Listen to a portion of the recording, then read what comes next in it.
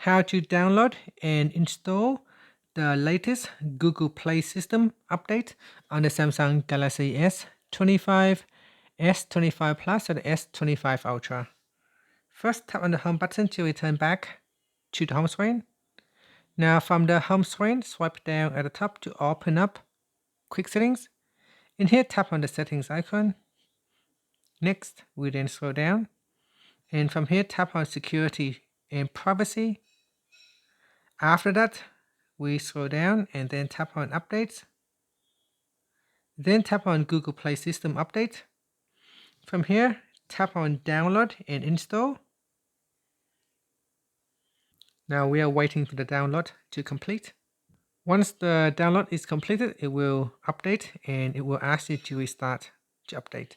So your device needs to restart to complete the update. So tap on the Restart Now button and allow the phone to restart. And that's it.